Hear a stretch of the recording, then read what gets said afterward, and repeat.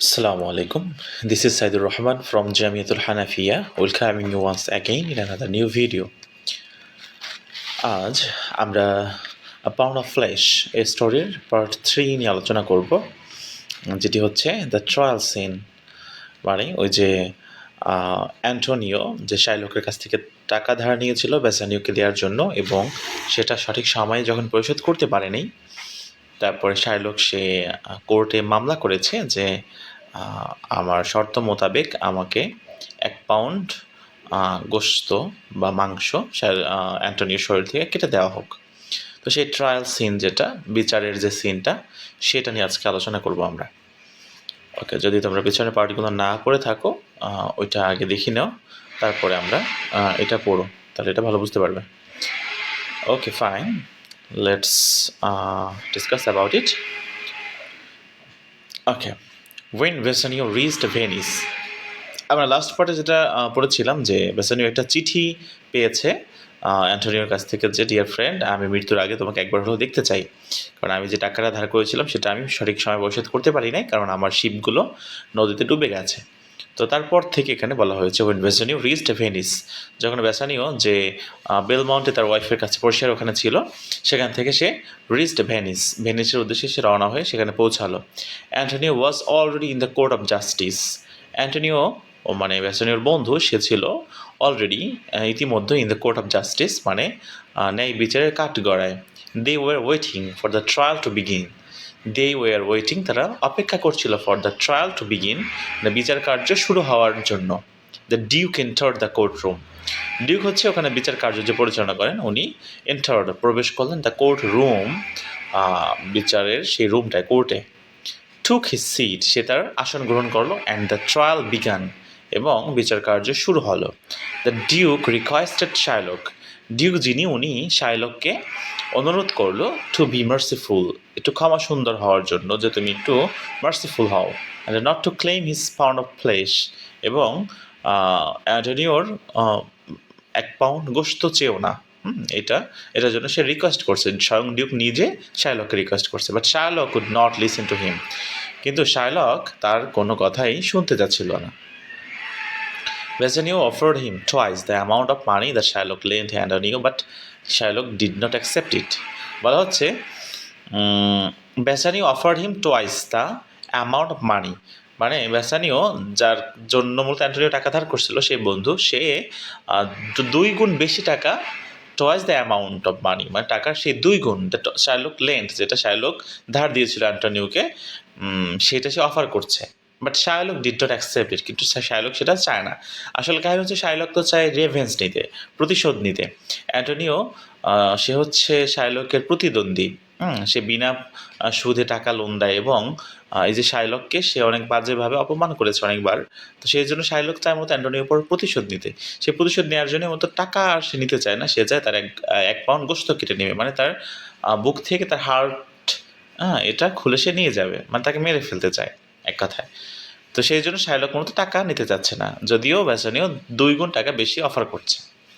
এরপর শাইলক বলছে, সে বলছে, I claim my pound of flesh, আমি আমার সেই 1 পাউন্ড গোশতই চাই, দাবি করছি। The law is on my side, মানে ল যেটা, আইন, সেটা হচ্ছে আমার পক্ষে, বিচারের যে ইটা, সেটা সম্পূর্ণ আমার পক্ষে। Antonio must pay the penalty written in the bond, মানে বন্ডে যেটা লেখা আছে, মানে সেই শর্তের যেই দলিলটা, সেখানে যেই পেনাল্টির কথা লেখা আছে, যে সে যদি টাকা পরিশোধ করতে ব্যর্থ হয়, তাহলে 1 পাউন্ড গোশত আমি কেটে নিব, তো সেটা অনুযায়ী সে অবশ্যই তার পেনাল্টি পে করবে আমাকে। ওকে, এরপরে কি হলো, the Duke was extremely sorry, যে বিচার কার্য যিনি পরিচালনা করছেন ডিউক, উনি মানে খুবই আন্তরিকভাবে দুঃখ প্রকাশ করলো, দ্যাট যে হি কুড ডু নাথিং, সে কিছুই করতে পারছে না টু হেল্প অ্যান্টোনিওকে সাহায্য করতে, কারণ ওই এলাকার, ওই ভেনিসে সবাই জানে অ্যান্টোনিও খুব ভালো একজন মার্চেন্ট, অনেস্ট, এবং মানুষকে সিম্প্যাথেটিক, মানে মানুষকে সে সাহায্য করে। কিন্তু এখানে শাইলক যে খুবই বাজে, তার চরিত্র বাজে, এবং সে মানুষকে ঠেকাইয়া চাঁদা নেওয়ার মতো যে বিষয়গুলো, এবং অনেক বেশি ইন্টারেস্ট ধার্য করে, মানুষের রক্ত চুষে খায়, এটা সবাই জানে। তো যেহেতু তাও এখানে ল যেটা, নীতি সেটা অ্যান্টোনিওর বিপক্ষে এবং শার্লকের পক্ষে, তাই ডিউক কিছুই করতে পারছে না, সেজন্য সে দুঃখ প্রকাশ করলো। The law was on Shylock's side, শার্লকের দিকে হচ্ছে law, and the law must be abided, এবং এই আইন অবশ্যই মেনে চলতে হবে। অ্যাবাইড অর্থ মেনে চলা। দ্য ডিউক ফিয়ার্ড, ডিউক সে ভয় পেল, that although the wisest lawyer in Venice was coming to speak in defence of Antonio. Duke সে ভীত সংকোচ বোধ করলো, দ্যাট যে অলদো যদিও দ্য ওয়াইজেস্ট লয়ার সবচেয়ে জ্ঞানী প্রজ্ঞাময় যেই লয়ার মানে হচ্ছে উকিল ইন ভেনিসের সবচেয়ে ওয়াইজেস্ট, সে কী করছিল, ওয়াজ কামিং সে আসছিল টু স্পিক কথা বলতে ইন ডিফেন্স অফ অ্যান্টোনিওর পক্ষে, মানে অ্যান্টোনিওকে সেভ করার পক্ষে একজন লয়ার নিয়োগ দেওয়া হয়েছে, সে পথে আসতেছে, বিচার কার্য যদি শুরু হয়ে গেছে তো সে অলরেডি পথে আসতেছে, কিন্তু he would not be able to save the merchant, কিন্তু সেও এসে যে এই যে মার্চেন্ট এই যে ব্যবসায়ী অ্যান্টোনিও তাকে সেভ করতে পারবে না, এটা ভেবে ডিউক ফিয়ার্ড, মানে সে ভয় পেয়েছে। Soon a young clerk entered the courtroom with a letter from that lawyer. এরপরে কি হলো, সোন শীঘ্রই, আজ ইয়ং ক্লার্ক একজন যুবক বা অল্প বয়স্ক একজন ক্লার্ক, সে কোর্টরুমে এন্টার্ড মানে প্রবেশ করলো, উইথ আ লেটার একটা চিঠির মাধ্যমে, চিঠি নিয়ে, ফ্রম দ্যাট লয়ার ওই যে ওয়াইজেস্ট লয়ার ওনার কাছ থেকে একটা চিঠি সে নিয়ে আসছে। দ্য লয়ার ওয়াজ ইল, ওই যে লয়ার উকিল উনি ছিল ইল অসুস্থ, and would not be able to come to the court, এবং সে আজ কোর্টে আসতে পারবে না। এরপরে কি হলো, তার মানে অ্যান্টোনিওর পক্ষে সেই ওয়াইজেস্ট লয়ার সে আর কেসটা লড়তে পারছে না। হি রিকোয়েস্টেড দ্য ডিউক, সে ডিউকের কাছে আবেদন করেছে to let this young friend doctor Balthasar defend Antonio. তো সে রিকোয়েস্ট করেছে ডিউককে টু লেট অনুমতি দিতে হিজ ইয়ং ফ্রেন্ড তার এই যুবক বন্ধু ডক্টর বেলথাজারকে ডিফেন্ড করতে অ্যান্টোনিওকে, মানে সে অ্যান্টোনিওর পক্ষ হয়ে কেসটা লড়বে, সেটার জন্য সে পারমিশন চাচ্ছে।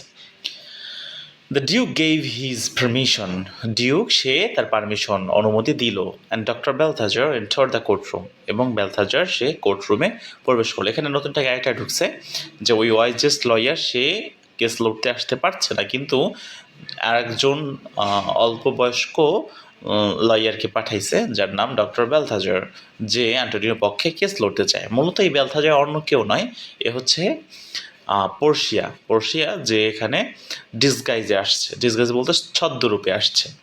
ঠিক আছে, আমরা এটা একটু পরে জানতে পারবো।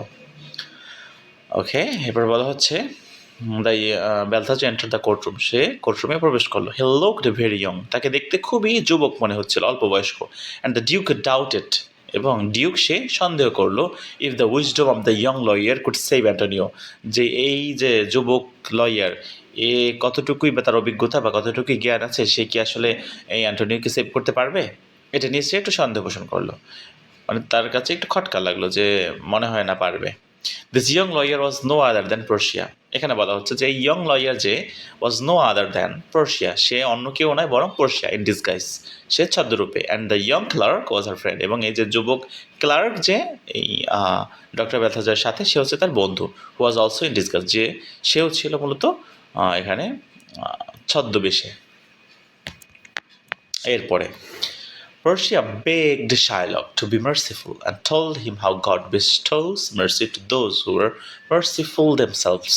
বলছে Portia begged Shylock, Portia সে শাইলককে অনুরোধ করলো টু বি মার্সিফুল, ক্ষমা সুন্দর হওয়ার জন্য, যে তুমি একটু ক্ষমা করে দাও, একটু মার্সিফুল হও। অ্যান্ড টোল্ড হিম, এবং তাকে বললো হাউ গড বেস্টোস, যে প্রভু তাদের উপর গড বেস্টোস মার্সি, মানে প্রভু তাদের উপর ক্ষমা বর্ষণ করেন, to those who are merciful themselves, যে অন্যদের উপর ক্ষমাশীল হয়, মানে অন্যদেরকে যারা মাফ করে, আল্লাহ বা প্রভু, ওদের যে প্রভু সেও তাদের উপর মার্সিফুল হয় বা ক্ষমা সুন্দর দৃষ্টিতে দেখে। মার্সি, পর্শিয়া সাইড, পর্শিয়া বলল যে ক্ষমা করে দাও।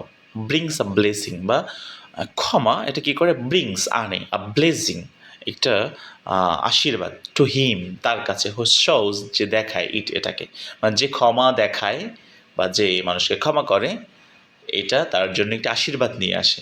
And to him who receives it, এবং তার নিকটও যে এটা গ্রহণ করে, মানে যে ক্ষমা গ্রহণ করে, তার নিকটও আল্লাহর বা প্রভুর একটি ব্লেসিং নিয়ে আসে হয়।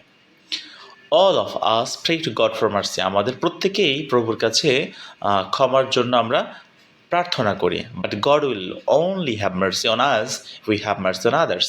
তো বলছে আমরা সবাই যেহেতু প্রভুর কাছে প্রার্থনা করি, তো প্রভু কার প্রার্থনা কবুল করেন, কার প্রতি ক্ষমা সুন্দর হন, তাদের উপরই ক্ষমা সুন্দর হন। Only have mercy on us, আমাদের সেই তাদের উপর মার্সি আছে আল্লাহর বা প্রভুর।